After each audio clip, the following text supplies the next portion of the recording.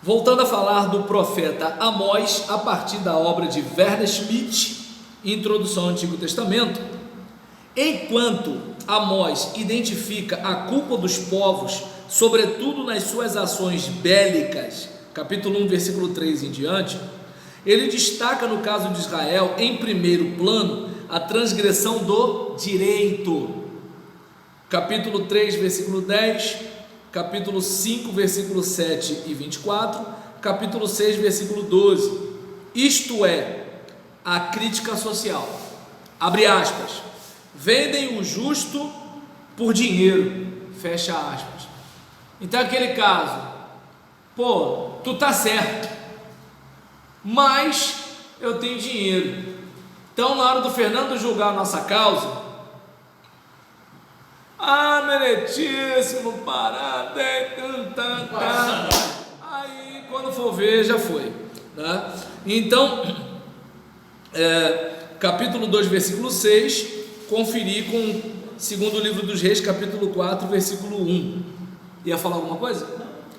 Então, ao lado da opressão dos pobres e do luxo mantido às suas custas, capítulo 4, versículo 1, mencionam-se delitos econômicos, como a falsificação de pesos e medidas, capítulo 8, versículo 4 em diante, a distorção do direito no portão, capítulo 5, versículo 10, 12 e 15, e alguns outros versículos.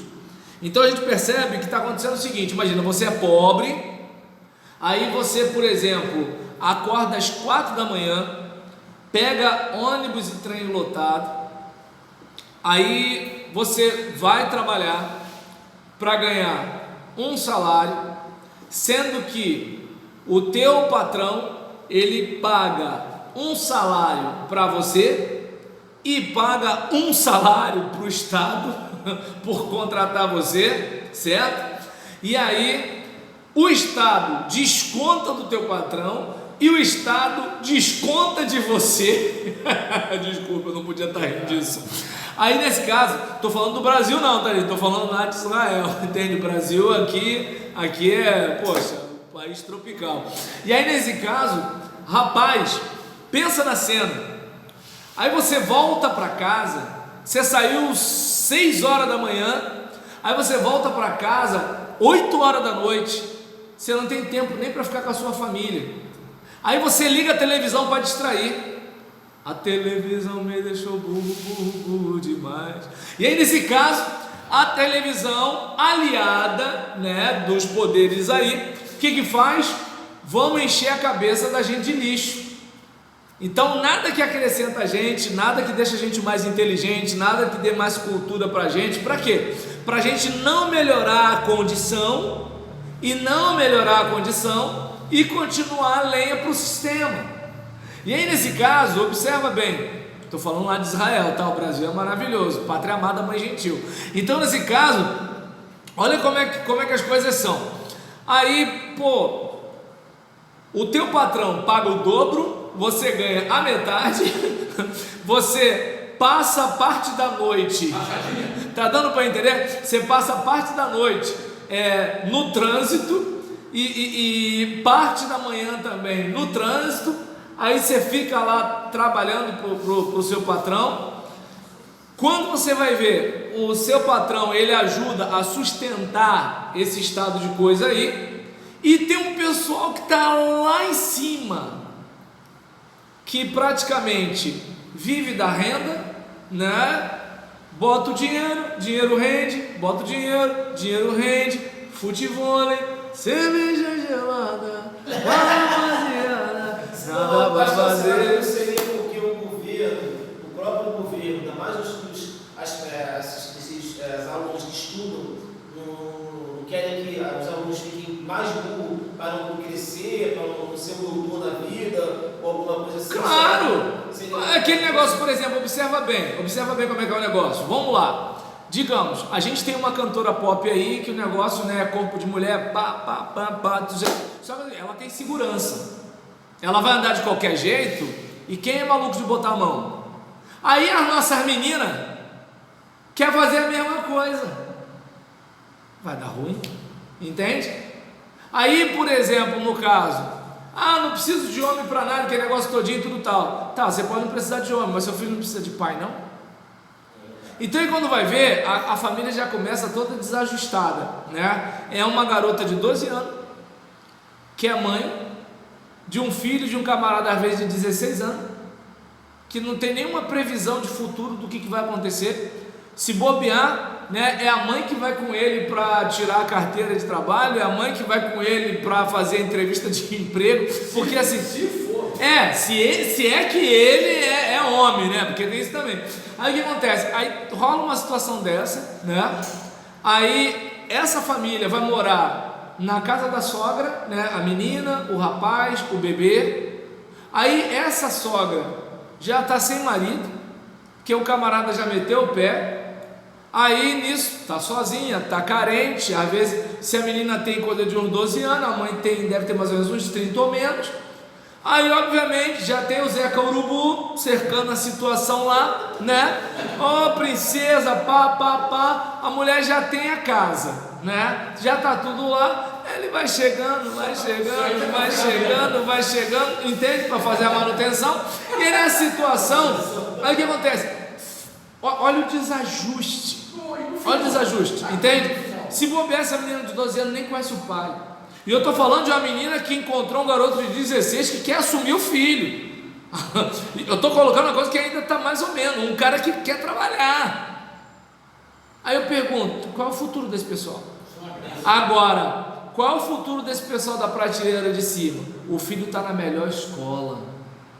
Mandarim, alemão, francês, inglês, espanhol, tá dando para entender? Então o que acontece? Aí nisso, karatê, informática, o raio que parte, essa brincadeira todinha. Aí quando já tá com uma determinada idade, já vai começar a ir para a empresa do pai para ver como é que funciona as coisas, aquela parada toda. Se é filho de político, né, já está aprendendo a lidar, né, PSDB jovem, não sei o que lá, jovem, não sei o que, jovem e tal. Aí né, nessa brincadeira, discute aqui, discute lá, aquela coisa toda, né?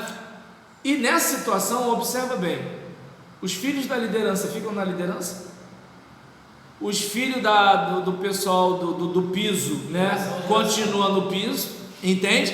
A família da classe média sempre remando, né, assim, a gente não quer ficar na miséria e a gente não consegue ficar rico. Quando a gente aumenta um pouco de dinheiro, o Estado vem, uou! Então o que acontece? Porque a classe média praticamente é que sustenta o esquema, né? Ela sustenta o funcionário que trabalha, né? Ela sustenta o Estado e tem um pessoal lá em cima que só, né? Entende? Então é aquele caso, né? Aí fica só na lancha, né? Porque precisa relaxar. E aí nesse caso, olha como é que é a realidade que se vive, né? Lá em Israel. E aí o profeta Amós está pregando contra. Tu tá entendendo? Brasil não. Meu Brasil brasileiro é outro nível, né? Então nesse caso aqui, olha como é que são as coisas. A crítica é o quê? Opressão dos pobres.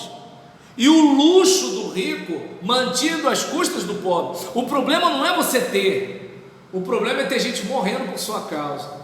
É como aquele filme o Expresso do Amanhã, né? Que assim, o pessoal do vagão dos ricos vivia, né, inclusive, né, de sacrifício humano, né, de crianças nas engrenagens, de pessoas, por exemplo, que ficavam nos últimos vagões, sendo os serviçais do pessoal lá, porque o mundo tinha ficado congelado e todo mundo vivendo dentro daquele trem. E aquele trem, ele era o que? A reprodução. Expresso do Amanhã, se quiser anotar aí, Expresso do Amanhã, muito bom. Na Netflix tem uma série, eu não vi até o final, mas talvez você encontre no YouTube, ou comprando, ou alugando, o filme Expresso do Amanhã. Então, nesse caso aqui, olha como é que são as coisas.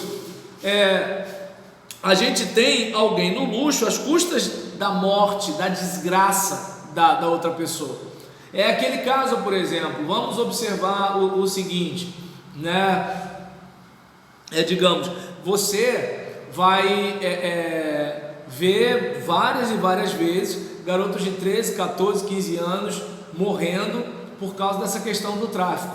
Agora eu pergunto, esse garoto de 12 anos, de 13 anos, ele tem estratégia suficiente para atravessar, né, essa droga que vem de um país para outro? Não. Entende? Tem ferramentas para isso, meios de transporte para isso, teria a habilidade para driblar, né, a fiscalização? Não. Aí você percebe que é o seguinte: a gente tem a sensação de que a coisa vai acabar matando esses garotos. Só que é o seguinte, tenta se colocar no lugar de um garoto de 12 anos, de 13 anos. Pô, se eu tiver nesse negócio aqui, eu vou poder botar comida na minha casa. Tá dando? Se eu tiver esse negócio aqui, tá dando para entender? Olha como é que são as coisas, ó. Se eu tiver esse negócio aqui, eu boto comida na minha casa. Se eu tiver esse negócio aqui, eu vou namorar as garotas mais bonitas da favela. Se eu tiver esse negócio aqui, as pessoas na rua vão me tratar com respeito. Se eu tiver esse negócio aqui, sem estudar, sem concurso, sem nada, as pessoas me veem como alguém, pelo menos aqui dentro. Aí o que acontece? Só que quando a bruxa passa, acabou. Olha aí, o meu guri, olha aí, é o meu guri. Mas você não acha que a saúde hoje em dia seria mais prejudicada em tudo? Então, não sei se dá para você perceber que eu não estou falando de nada, pelo amor de Deus. Não é isso não. Eu não estou falando que a gente não tem que combater a droga, não. Só estou dizendo que assim, a gente tem uma sensação de alívio porque teve a varredura e os caras morreram. Só que o que acontece é o seguinte, vai vir outros, por quê? Por causa do apelo de parece que eu estou crescendo socialmente. Vai vir outros. Um cara da minha idade, vai arrumar um emprego ali para lavar o vaso de alguém. Por quê? Porque o cara da minha idade não quer botar a mão em cubuca. Mas um cara de 13 anos, para ele é uma aventura, é outra situação, entendeu? Então, deu para entender? Aí o que acontece? Aí a gente tem aquela ideia de que está tudo resolvido porque eles morreram. Não, por quê?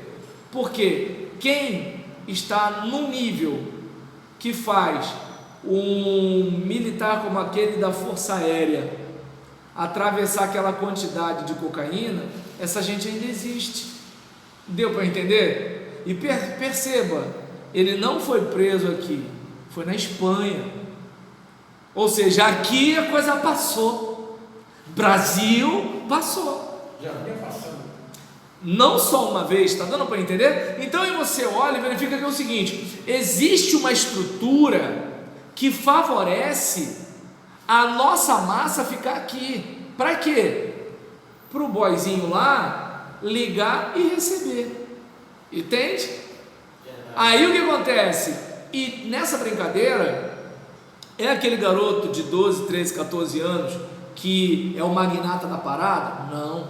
Quem é o magnata? A gente nem faz ideia. A gente nem faz ideia. Entende? Então aí você olha para isso e você percebe, né, que assim, há uma crítica. Por quê?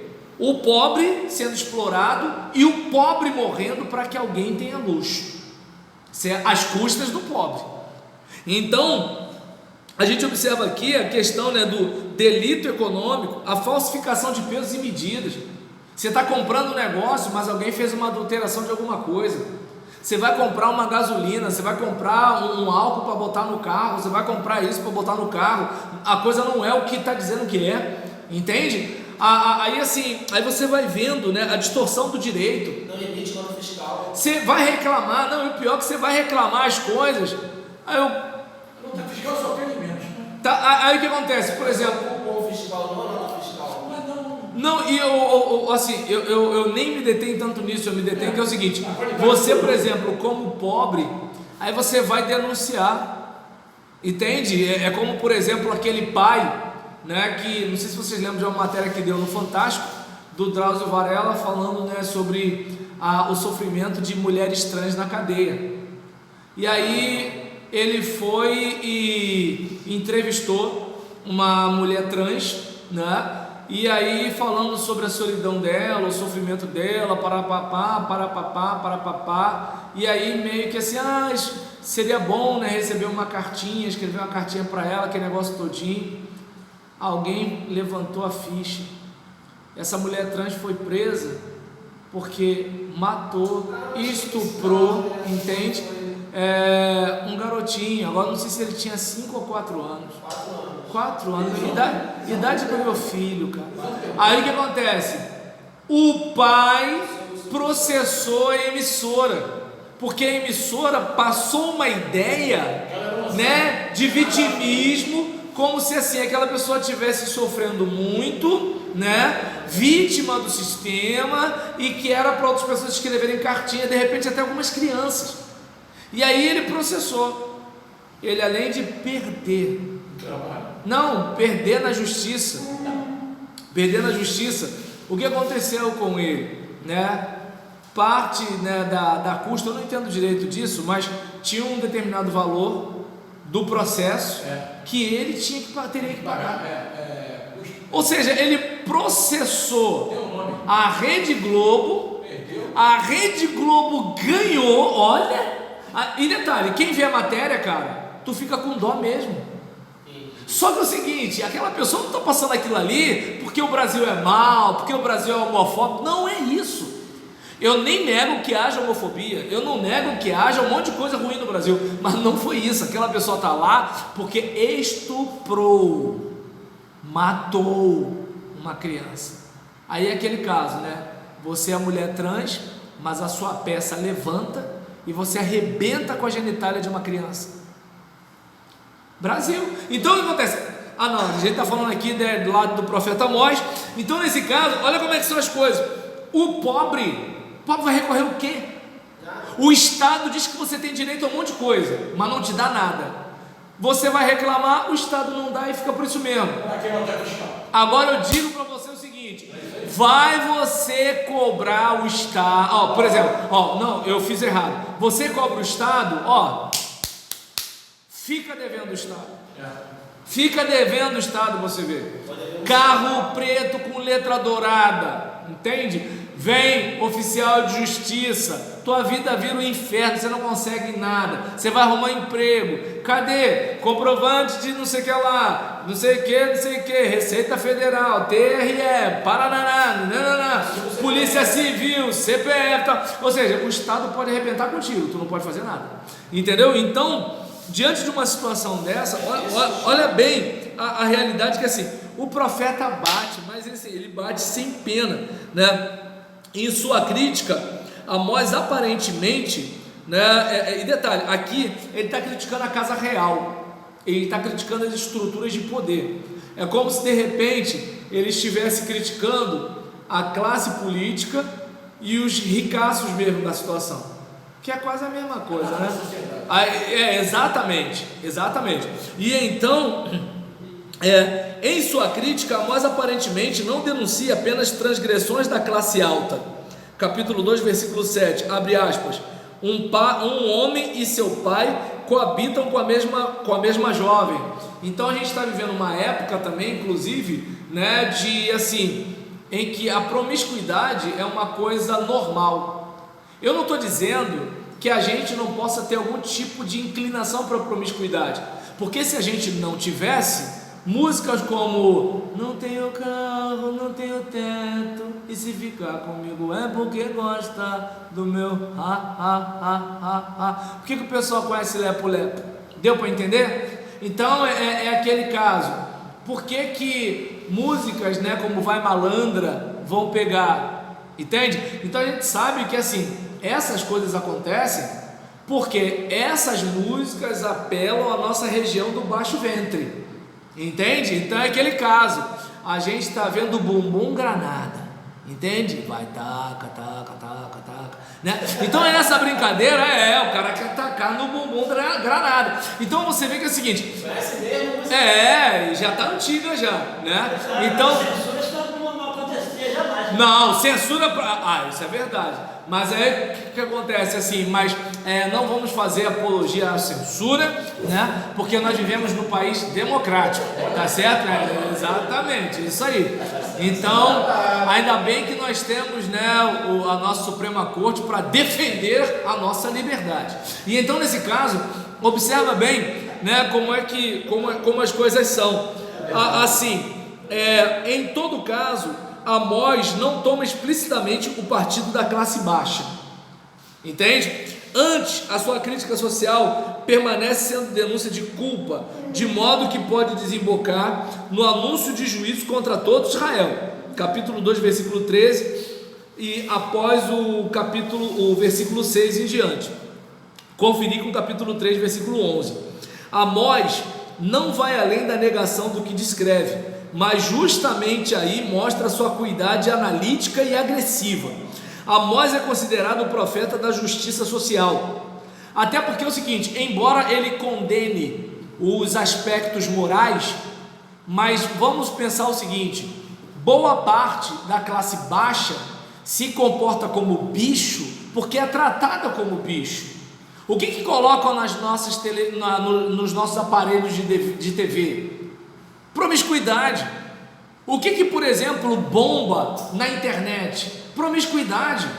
E qual é o apelo da promiscuidade? Nós somos seres animais, e como animais nós temos aquela propensão para reprodução. Então aquilo que estimula a gente para o sexo, um abraço. E isso tu pode ser crente, budista, ateu, feiticeiro, tu pode ser o raio que parta. Tá dando para entender? Começou.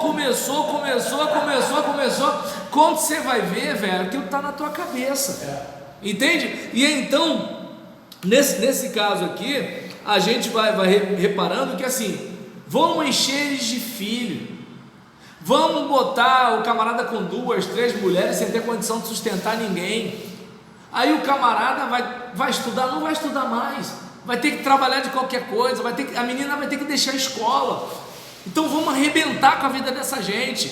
Vamos deixar o seguinte, enche esse povo de cachaça, enche esse povo de, entende? Enche esse povo de cachaça, enche esse povo de promiscuidade, enche esse povo de incesto, enche esse povo de, entende? De erotização. As menininhas de 9 anos parecem uma tábua, mas tudo requebrando lá. Vamos botar os pedófilos de olho em cima, vamos fazer essa turma engravidar aos 11 anos de idade, entende? Os filhos que não conhecem pai, que crescem revoltados, aí vem polícia e bala perdida, acerta o trabalhador, aí o cara fica com raiva de polícia, ele cresce com raiva de polícia. Agora Santo Cristo era bandido, destemido e temido no Distrito Federal. E aí nesse negócio, o que acontece? Nessa brincadeira, vamos deixar o povo desse jeito, igual bicho.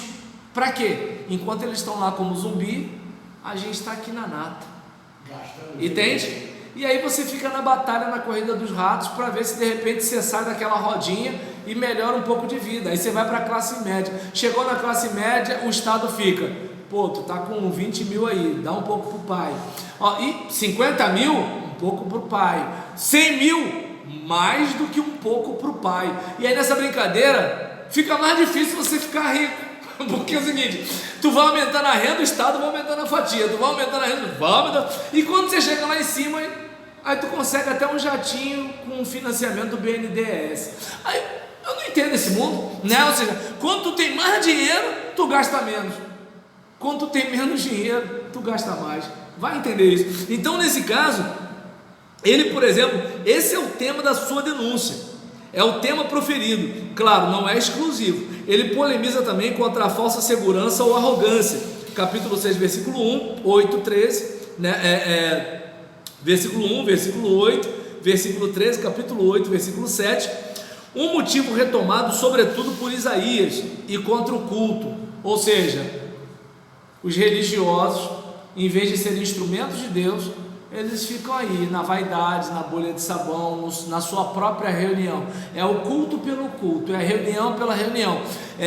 Se fosse numa linguagem de hoje, é uma igreja que não existe para alcançar os outros. É uma igreja que não existe para a transformação das pessoas do lugar. É uma igreja que existe para si mesma, para os seus eventos, para suas festas, e que se a igreja ficar muito parada, a gente nem vai para o culto, está muito parada, entende?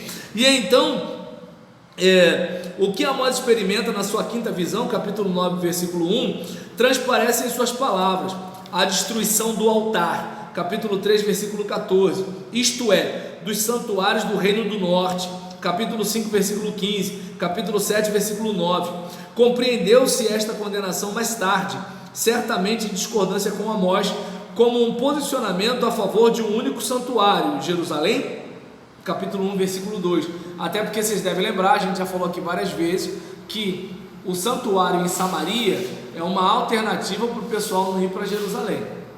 Ao contrário de Osés, que foi quase seu contemporâneo, Amós não fundamenta sua crítica cultural na apostasia do povo ao optar pelo culto a Baal, mas da mesma forma que os profetas tardios, Amós condena através do uso irônico, polemizante, da linguagem sacerdotal, sacrifícios e festas, capítulo 4, versículo 4 em diante, capítulo 5, versículo 21 em diante, capítulo 8, versículo 10, e também a crítica cultural não pode ser isolada, ela está integrada na mensagem referente ao futuro, capítulo 5, versículo 5 e versículo 27, capítulo 8, versículo 10, e com isto, na compreensão profética de Deus. Desta forma, o lema é, abre aspas, direito e ética em vez de culto. Em vez de cantoria, Deus quer que você faça a coisa certa. Oh, aleluia! Para de meter atestado de médico falso. Jesus, eu te amo! Paga as suas contas. Entende? Ou seja, faça o que é certo. Então, a gente observa aqui, né, que essa questão, né, desta forma, deixa eu ver aqui, isso, a gente observa aqui que desta forma o lema direito e ética em vez de culto, que apenas abrange um aspecto, capítulo 5, versículo 24, capítulo 5, versículo 14, por exemplo, aí ele chega a dizer, será que esse direito em vez de, e ética em vez de culto, será que em última análise não seria o suficiente? Ou seja, porque se você realmente melhorar, se você realmente mudar, você de alguma forma está glorificando a Deus também.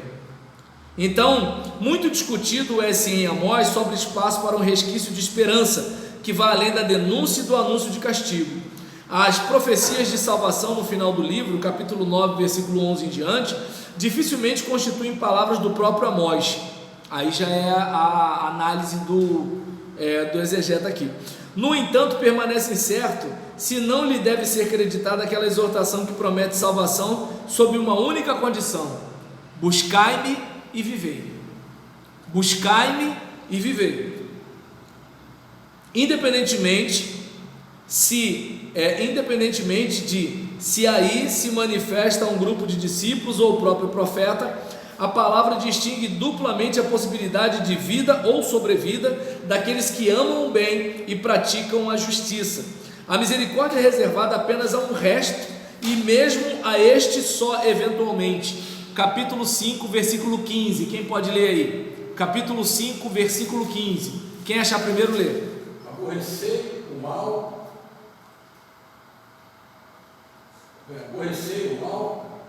amai o bem, estabelecei na porta o juízo. Talvez o Senhor, o Deus dos exércitos, se compadeça do restante de José. Tá tudo complicado para vocês, entende? O câncer está em metástase, mas ainda assim, com o resto de vida que você tem, odeie o mal e faça o bem, e talvez, depois de tudo que você fez, a coisa melhore. Então, tal palavra pode e quer mesmo encorajar que se adote uma outra conduta? É Osés que manifesta por primeiro uma expectativa salvífica autêntica, embora o transcurso da história, o caso do Reino do Norte, antes tenha dado razão a Amós, ou seja, a casa vai cair, e aí o povo de Israel é levado para o desterro e não volta. Quem volta é a nação de Judá, a descendência de Davi, que vai para o exílio da Babilônia, e eles voltam depois. Então, minha gente, isso aqui é o que a gente tem do profeta Amós, né, para a nossa meditação. Buscai-me e viver. Ética e direito em vez de culto. Às vezes a gente está falando glória a Deus, aleluia e tudo tal, e às vezes está um irmão puxando o tapete do outro, um irmão fritando o outro, um irmão prejudicando o outro, e tudo em nome de Jesus, ungidões, né, trazendo desgraça para os outros.